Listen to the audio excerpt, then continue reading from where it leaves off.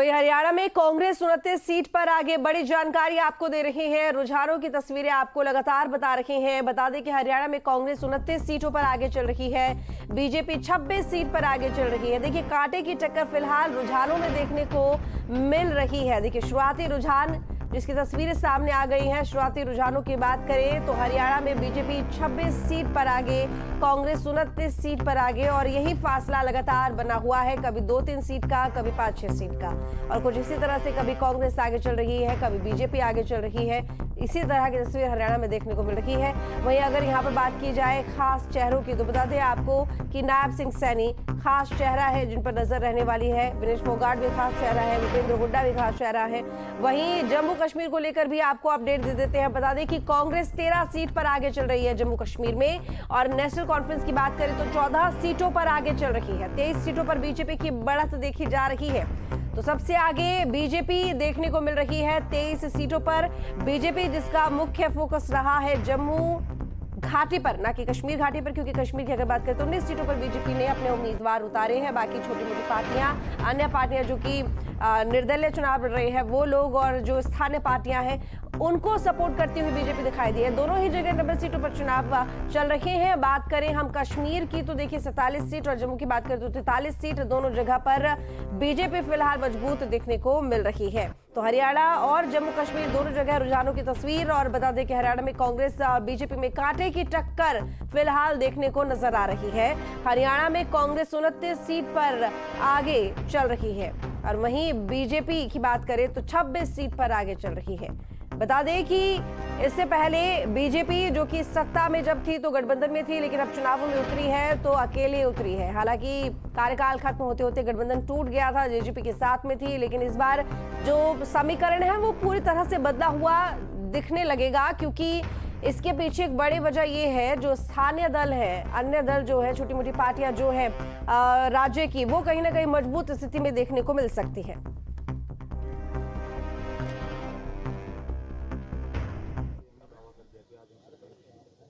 कोई बात नहीं, कार्यवाहक सीएम है, थोड़ी देर के मेहमान है, और दावा तो सभी करते हैं। पॉलिटिकल पार्टीज हैं जो लोग राजनीति में, लोकतंत्र की यही तो महानता है, दावा कोई भी कर सकता है, पर लोकतंत्र में जनता ही महान होती है, और जनता ने अपना फाइनल वर्डिक्ट दे दिया है, जो आज ईवीएम में बंद है, और अभी 8 बजे से वो खुलना शुरू हो जाएगा।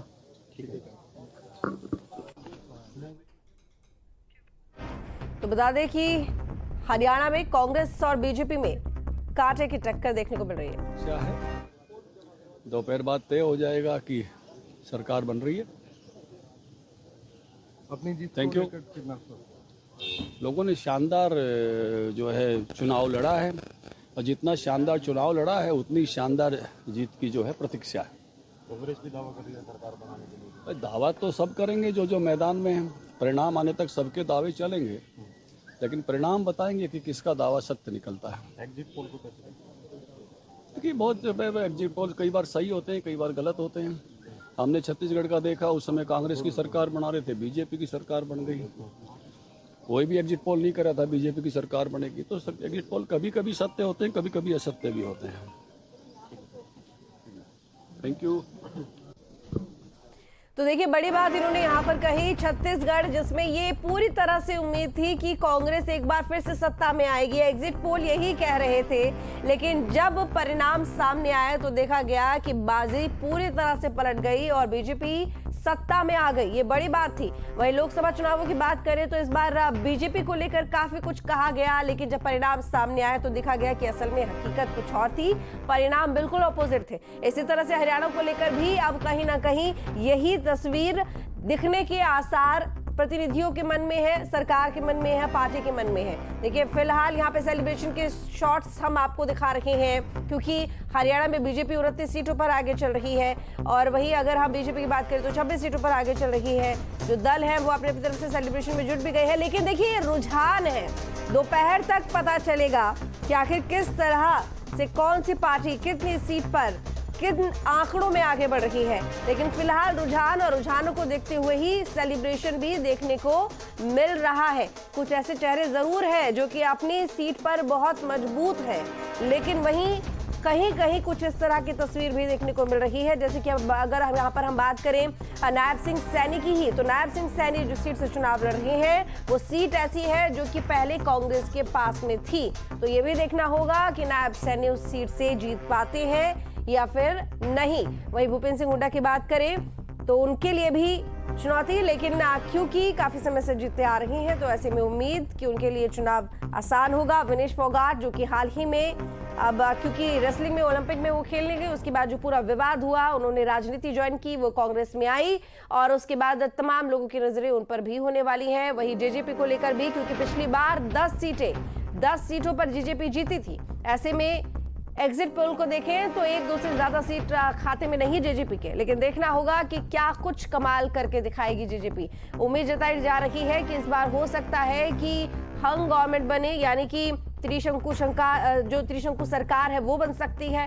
पर अब कह सकते हैं कि दोपहर के बाद ही जो आंकड़े हैं वो पूरी तरह से ये क्लियर करके बता पाएंगे कि आखिर जो सत्ता में आएगा वो किस तरह से आएगा, पूर्ण बहुमत के साथ आएगा या फिर त्रिशंकु सरकार बनेगी, गठबंधन में सरकार बनेगी, ये तो वक्त बताएगा। तो बता दें कि हरियाणा में बीजेपी अब 32 सीट पर आगे चल रही है। ये बड़ी जानकारी रुझानों में। ट्रांसपेरेंसी तो होनी चाहिए, ट्रांसपेरेंसी की हम उम्मीद क्यों ना रखें। जमहूरियत में बिना ट्रांसपेरेंसी के क्या फ़ायदा। जो भी होगा वो ट्रांसपेरेंट तरीके से होना चाहिए और लोगों का जो मैंडेट है उसके साथ छेड़छाड़ होनी नहीं चाहिए। अगर लोगों का मैंडेट बीजेपी के खिलाफ निकला तो बीजेपी को फिर इसमें कोई जुगाड़ और वो इस तरह की हरकतें करनी नहीं चाहिए। राजभवन को और मरकज़ की हुकूमत को जिस तरह हम लोगों का फैसला तस्लीम करते हैं, पार्लियामेंट में तस्लीम किया, आज जो भी लोगों का फैसला होगा हमारे हुक्मरान जो है उस फैसले को तस्लीम करें, वही है। कोalition पर कितनी कॉन्फिडेंस है? एक वजन है जो कोalition हुई है एनसी कांग्रेस में। अब कोalition तो हमने की इसलिए कि इलेक्शन में कामयाबी मिले और इंशाल्लाह कामयाबी की उम्मीद रखें। जो कमेटी बनती है नॉमिनेशन की, उस पर किस तरह? किस चीज़ की कमेटी? जो 5 मेंबरों की होती है, जो एमएलए वगैरह। देखना, इस पे तो कुछ वकीलों ने अपनी राय दी है। हमारे एक वकील जिन्होंने नेशनल कॉन्फ्रेंस की भी, वो लद्दाख के मामले में आपको याद होगा सुप्रीम कोर्ट में हमारे लिए कामयाबी हासिल की, उन्होंने कहा है कि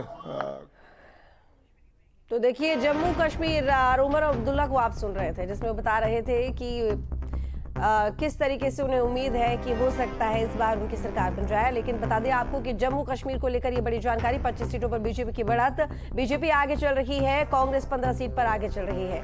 तो कांग्रेस 15 सीट पर आगे और वहीं नेशनल कॉन्फ्रेंस 15 सीट पर आगे चल रही है। हालांकि आपको बता दें कि नेशनल कॉन्फ्रेंस और कांग्रेस गठबंधन में है, बीजेपी 25 सीटों पर आगे चल रही है।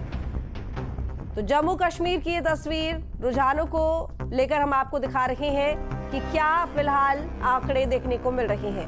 कांग्रेस की बात करें तो 15 सीट, बीजेपी की बात करें तो अकेले 25 सीटों पर आगे बढ़ती हुई दिखाई दे रही है। वहीं कांग्रेस 15 सीटों पर रुझानों में आगे बढ़ती हुई दिखाई दे रही है। तो यानी कि फिलहाल बीजेपी ने अकेले सारा दारोमदार अपने कंधों पर संभाला हुआ है इन आंकड़ों में बढ़ोतरी का। तो वहीं अब हरियाणा